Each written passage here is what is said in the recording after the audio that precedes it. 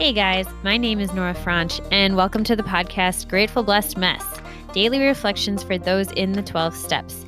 I am a fellow 12-stepper and certified mindset coach, and I am here to introduce you to the value of mindset coaching in your 12-step journey.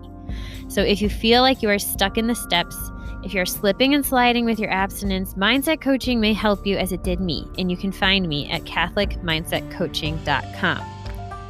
These episodes are meant to invite you in to consider the truths of 12-step wisdom and to join in the very real struggle of living them in action.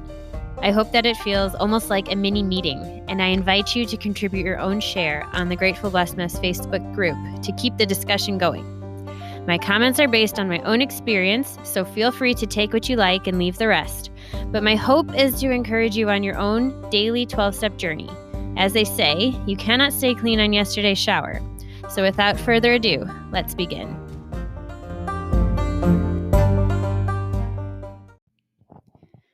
Hey everyone, we are reading from Courage to Change, the One Day at a Time Al-Anon reader. We are reading from September 23rd, page 267. One of my character defects is to respond in kind to behavior that is directed at me. Who can relate to that? To react to insults with more insults, to rudeness with rudeness. I never thought to act any other way until I began traveling to work with a longtime member of Al-Anon. Each day when my friend would stop to buy the morning paper, the person behind the counter was surly and hostile. No matter how rudely she was treated, my friend consistently behaved with courtesy. I was outraged. Doesn't Al-Anon tell us we don't have to accept unacceptable behavior? Finally, I asked her about it.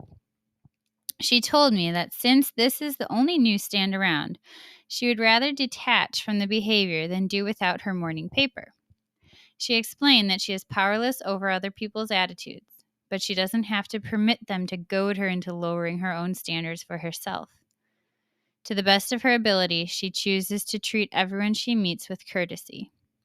Other people are free to make whatever choices they prefer. Today's reminder.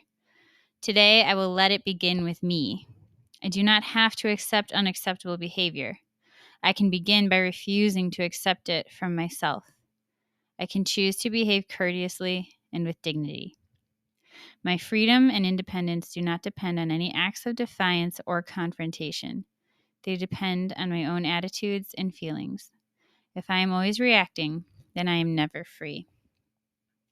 This was so good. It's so good. I don't know about you, but I find myself very reactive around, I don't know, surly and hostile people. I don't know if it's some sort of like primal instinct within us to retaliate with the same behavior, because in a way it's an injustice to our own dignity to have someone treat us that way.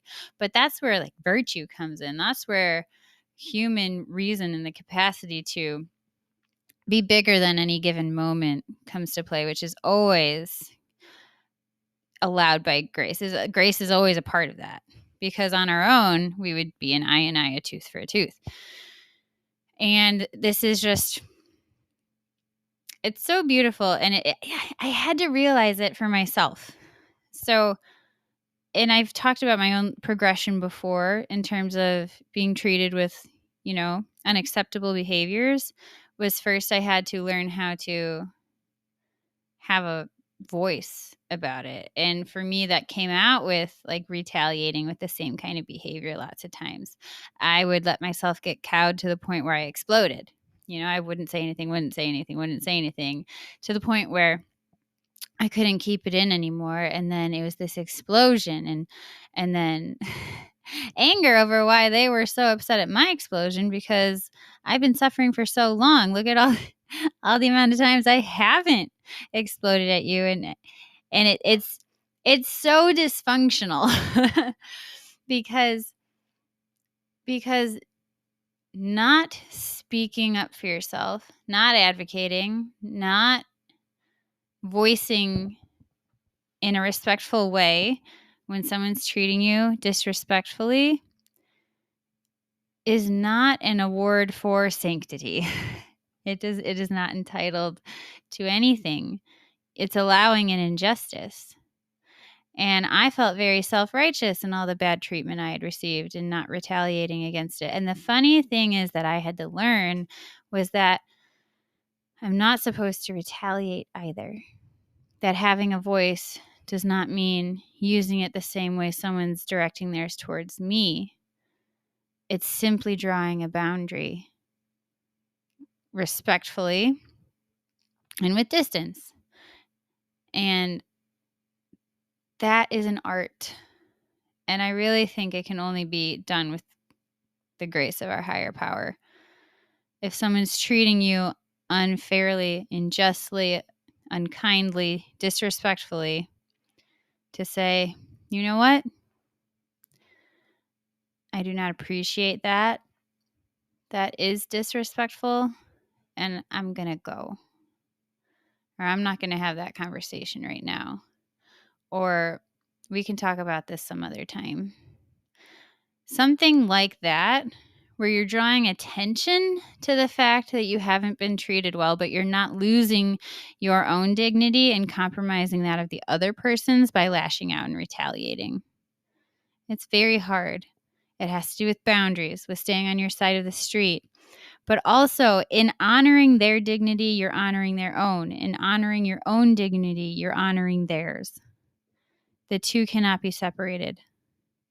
And so it's something that we want to do. It's something that serves both of us. And it's something that we get to learn as we grow in this emotional sobriety into this emotional maturity, one day at a time. With that, I pass.